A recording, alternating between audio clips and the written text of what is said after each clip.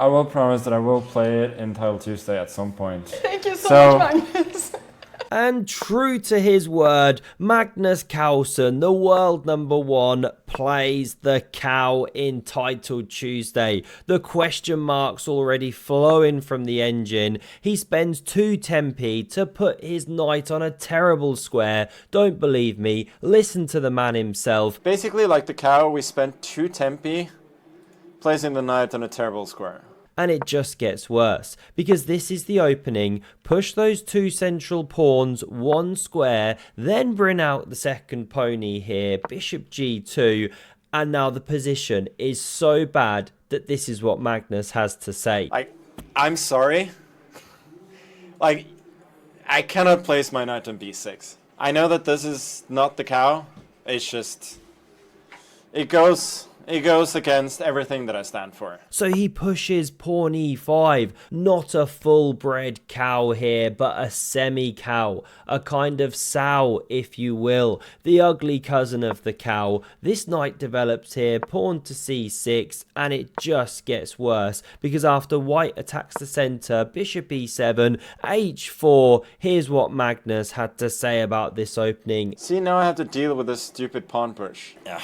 This opening is awful. But is he good enough to turn this game around and not lose to a FIDE master in Title Tuesday, round 1, 16th of December? Let's crack on here. He pushes that pawn so that the white pawn can't step forward twice. Surely you now push, kick back this knight. Definitely playable, but not seen in the game. Instead, queen c2, queen a5 from Magnus to defend the center a little more, does create a pin, and now white should castle queenside, or push with that pawn. It's begging to be played here, but instead we get the move, pawn e3. Now that is some weak sauce. It's like that nasty, skimmed, watery milk. It's not the full fat, creamy goodness that the position demands here. Magnus can now bring this knight to f6, and again no h5, best move, but a3. And Magnus is like, fine, you're going to keep giving me these opportunities to improve my pieces. Well, now I'll create a big center. Now he's doing it through tactics.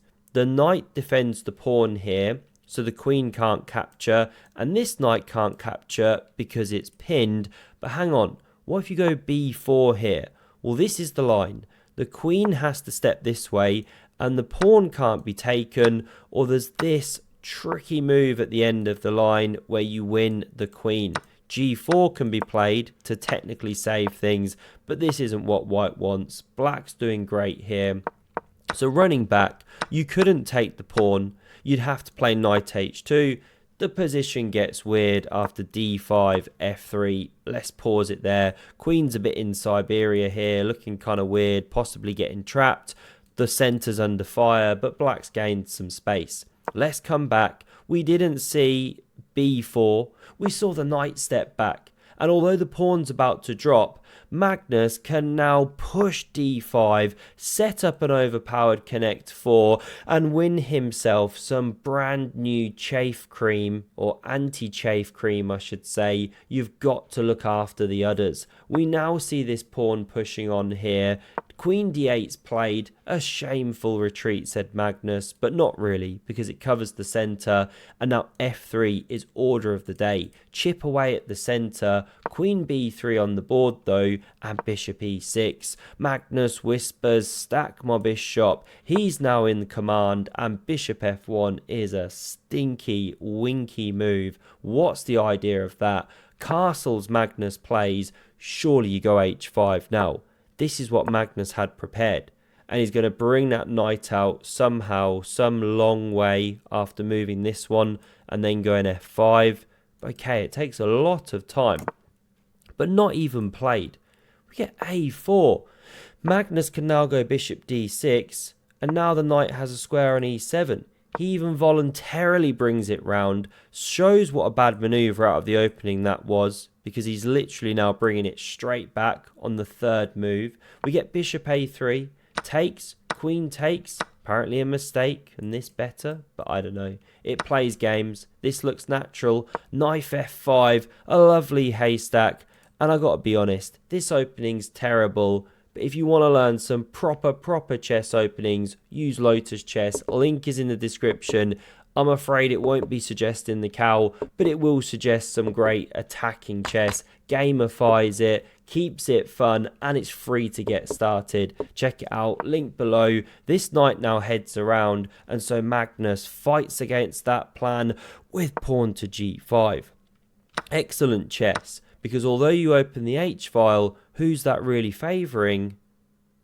The answer's black, because bishop h3 is played. Again, not the best. Maybe trying to go g4, right? But Magnus is too long in the tooth for that. He plays king g7, and it's the black major pieces that are connected, winning the file. We see bishop takes to not run into any pins soon. Now bishop takes back. It's Swiss crumbly cheese on those light squares. Castle's queenside played, but now takes here, takes back.